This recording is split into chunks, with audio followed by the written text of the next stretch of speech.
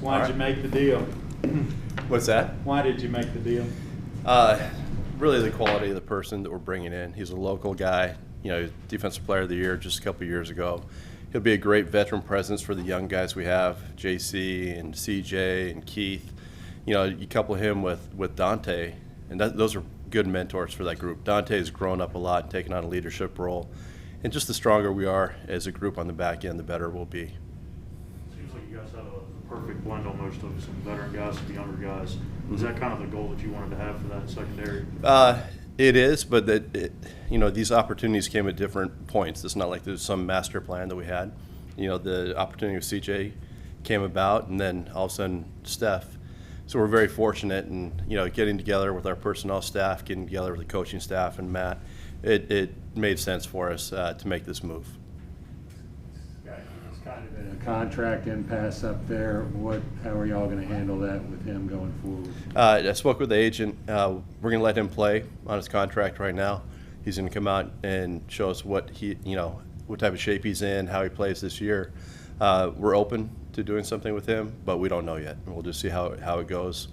We have players on our roster right now that we want to take care of, and we'll just see how it all fits towards the end of the season. Your understanding is he will report and play when Oh yeah. No, I've talked to Steph, I've talked to the agent, and we're in a good spot.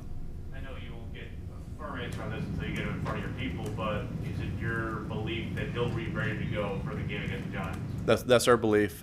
He'll be in tomorrow for a physical, and then he still has a couple weeks, on PUP, and so we'll start the return to play. He'll be with Ken Johnston and our training staff, and we're hoping to get him up to speed, and we'll see where he's at for the Giants week. What is he allowed to do until what all is he allowed to do? He can't do like the team stuff or on the field stuff. He has to do. He'll be with our trainers and with our return to play specialists. Kind of like AJ had to do. Yeah, a little bit like that. Yeah. Can he be in meetings? That's a good question. I believe so, but I'm not. Yeah, I believe so. I think he can't be on the field. Scott, you mentioned Dante. What would you say at this point about kind of the future of the position next year with Stephon and Dante both being in contract years? Right. I talked to Dante actually when we acquired CJ, and then I spoke to him briefly coming off the field today. And really, this does not affect Dante at all. We know that we would like to have him back. I think he wants to be back. We're planning or budgeting, I should say, to have him there. But again, we just need to see where we meet, that we can find a landing spot together. But this does not affect Dante at all. You've spoken a lot about cap flexibility. What does this move do in terms of the planning for the future type aspect things that you're looking for with this club? Yeah, we have a really good plan moving forward. Samir's been on top of that. We have money in the future. We see the cap going up, and we're healthy financially right now with our cap space. So it really doesn't affect us. We'll be able to roll hopefully some money over into next year and do all of the signings that we want to do that we've prioritized next season. CJ was about the future. This guy appears to be about now. Dante even said this says to the team they believe we can win now. What did you intend for it to say? I think talking to Coach, we just do it week to week. We want to win each week. I do see the question. CJ is for the future, and Dante is to win now, and maybe we do extend Stephon. That'd be great to keep him here. I said Dante, but Stephon. So yeah, it's a nice setup and takes care of a lot of needs, and we're not forced to do anything that we don't want to do. So there's room for Dante, Stephon, CJ, and JC into the future? Yes, there is. They talking to our coaching staff how they're going to play them, how they're going to move around in the division that we're in. We can use all those guys. We can play dime. We can play nickel. We can move guys to safety. There's a lot of different ways we can use this. Do you think this was this part of maybe a safety valve in case JC can't come back this year because it may be? I think it's just an opportunity to acquire a good player. A really good player that adds a veteran presence. And we're going to need them, through a 17-game season. There's going to be injuries that maybe you don't account for now. And, I really like the front that we have. And, upgrading our defensive backs was a big emphasis this offseason, and we're continuing that. Are you working under the assumption that JC's out for the year? We're hoping he gets back, and we hope, we planning on going to the playoffs.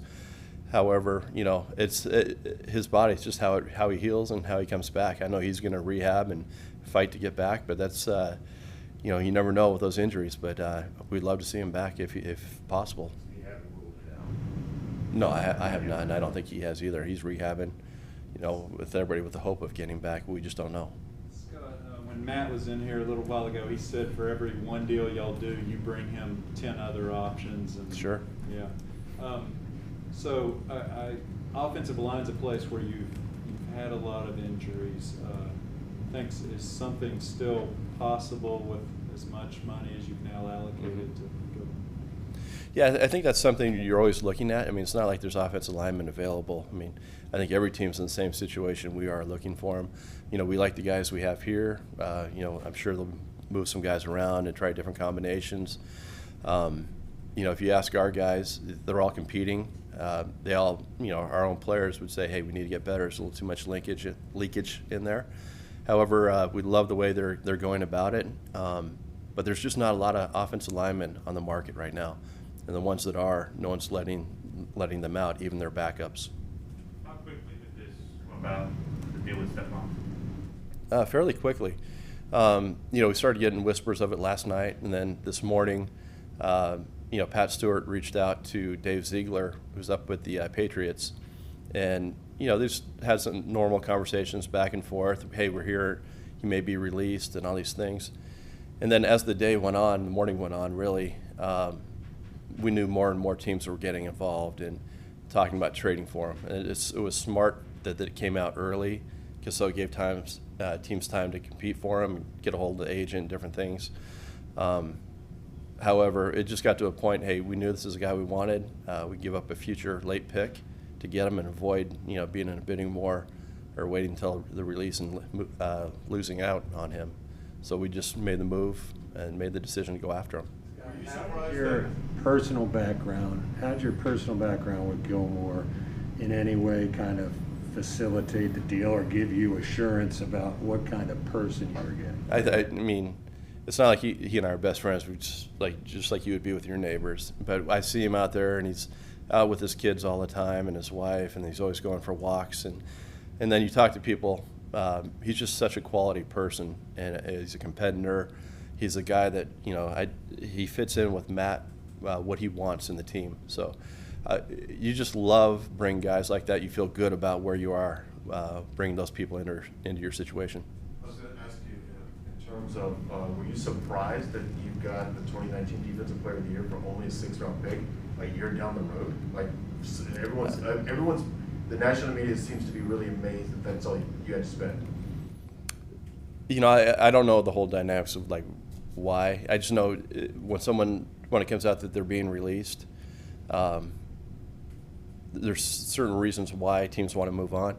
And so if they can get something for them instead of releasing them, you just have to kind of read where that's at and make an offer. Scott, is there an adrenaline rush associated with doing something like this for you when calls are being made and going back and forth? Yeah, it is. I mean, that's the fun part of the job, but there's still a lot of homework you have to do to make sure it's the right decision. You know, you have to watch the tape, you have to get with your coaching staff, you have to make sure the head coach and the owner and your player personnel group are all on board with it, because you don't want to just make moves to make moves. You have to make the right moves. You have to make smart moves, and then when you decide it's the right decision, then you can be aggressive about going after it. Do you think it helps you guys that this is kind of now your reputation, that you want to push buttons and make deals? Yeah, it helps. It does help, because teams know that, and they will call you just to check in. So there might be a few more opportunities. Like, you know, we've called around about offensive linemen, and other positions pop up and other opportunities. So I think just communication and leaning on our scouts, you know, Pat and Dan and Matt Allen and Rob, have them reach out to their contacts. You never know what's going to be out there. So, and once we hear about it, we'll investigate it and then decide if it's for us or not. And so that kind of goes back to your point. For every deal you make, there are, you know, 7, 8, 9, 10 deals that you don't do. When you have the volume of deals, do you run the risk that not all of them are going to work out? Sure. Like, I guess I'm thinking of seeing Perryman make a bunch of plays the other night, Yeah. Monday night. is that kind of a possibility? Yeah, absolutely. When you make that many transactions, you're not going to hit on every single one. And I'm happy for Denzel because I think he was, like, we obviously signed him because we thought he was a good player. And then you get him here, and, you know, he was hurt. There's other situations. And I'm just happy that he was able to find a home, that we got some compensation. He's having a great year. We're happy for him.